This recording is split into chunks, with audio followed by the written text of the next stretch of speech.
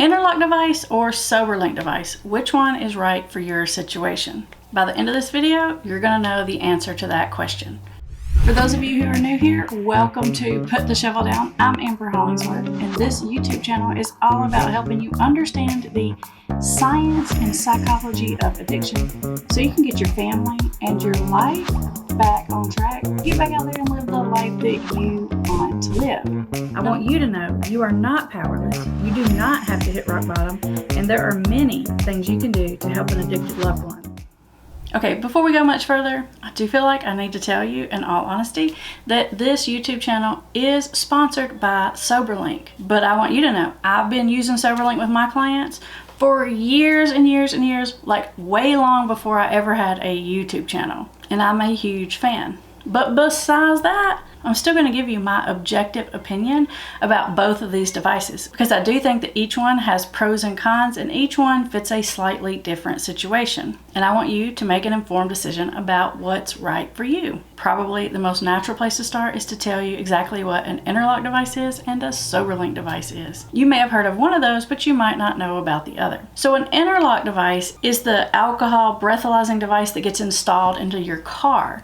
And the car doesn't start until you've taken a blood alcohol test, like you blow into the thing and you pass it. Once you do that, then you can start your car. Now, it's not just for when you start the car.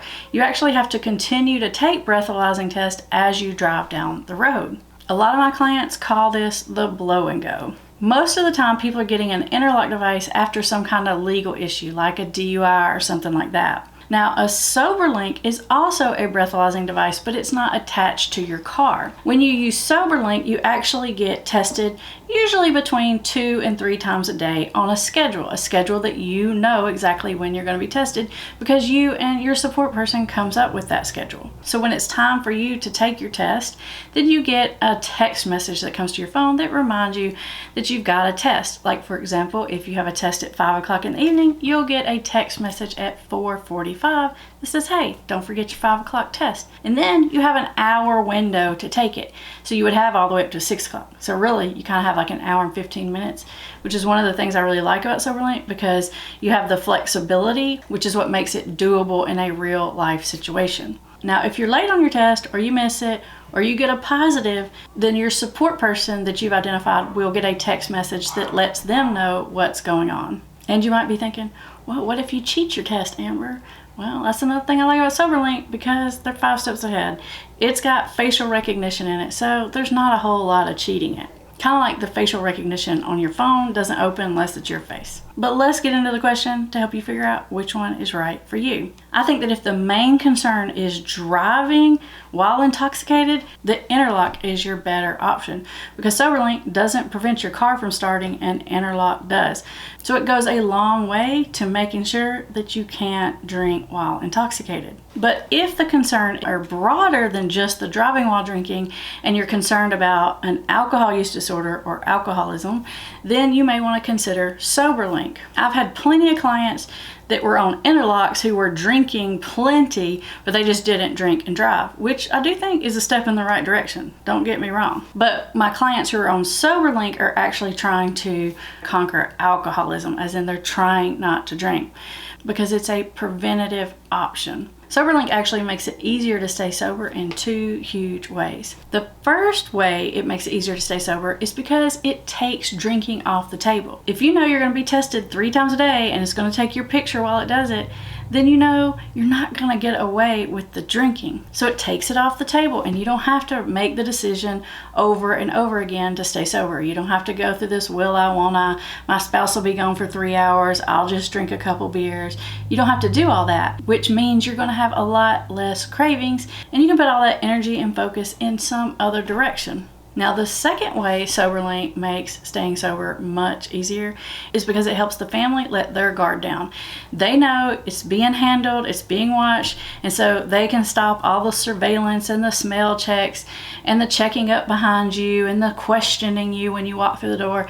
They can quit doing all that because they don't have to do that anymore. It's being handled by Soberlink, and that makes a huge difference for you. means when you need to go to the store, or you want to go to an event, or maybe you even have like a business trip you have to take, your family can feel calmer and more relaxed about it. So ultimately, SoberLink gives you a lot more freedom and flexibility. Now, both of these devices can create a report that you can take to court for various reasons. So they're both really helpful in that way. So if it's just driving that's the issue, Interlock's probably your best bet. But if you're trying to build trust and conquer an alcohol use disorder, then SoberLink's probably your best option. I've actually got a story to tell you about both of these options. Now, the first time I ever saw an Interlock device, like in real life, was with a client actually.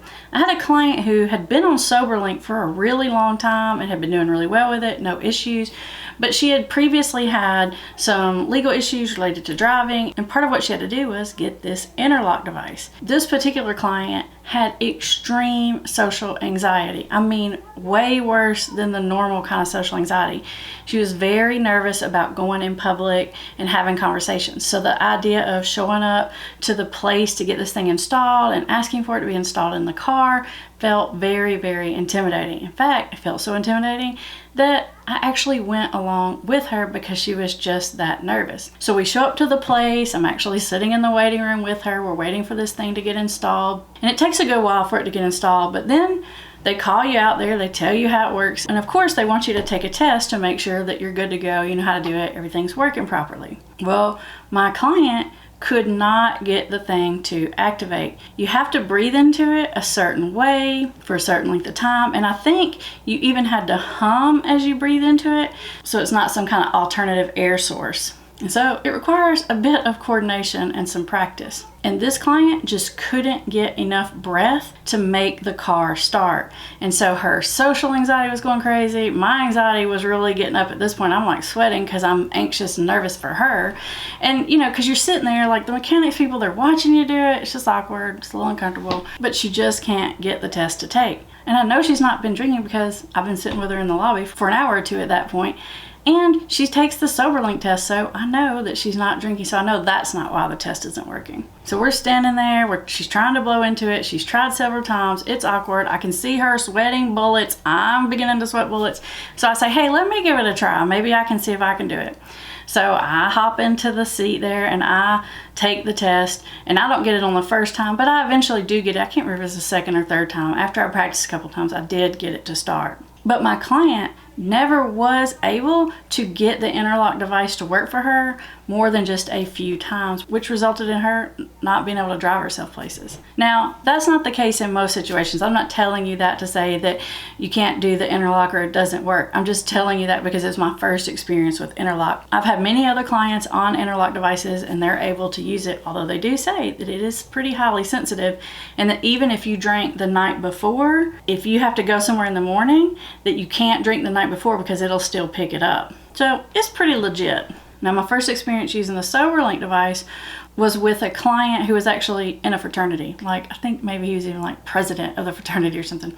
And he had gotten himself in some trouble. I think he had gotten himself a DUI, and that's how he landed in my office. And if I'm remembering right, I don't think it was the first one. And so he and his family, they were looking for some solutions, and I was researching like recovery monitoring systems, and that's how I came across SoberLink. And so I talked to him about it. I said, hey, I found this. Would you like to try it? I think it might be a really good option. And he and his family decided it was a good option for him. So I ordered it, and it came in, and we got him set up. I just want you to take a second here and just really imagine this. This is a college student, like a junior or senior, maybe a senior in college, and he was in a fraternity, and he definitely held some kind of position in the fraternity. I don't know if it was vice president, treasurer, president, it was something, who is on a SoberLink. And because it takes your picture, it was kind of funny because he would like purposefully take his picture in front of like certain signs or certain places, kind of like, here I am sober at the ball game, here I am sober in this city or in that state, here I am sober at Christmas. And it was kind of like our thing, sort of like it was his Instagram picture to prove that he was sober. Now, those are just my experiences with these devices. I'll put links in the description so you can learn more.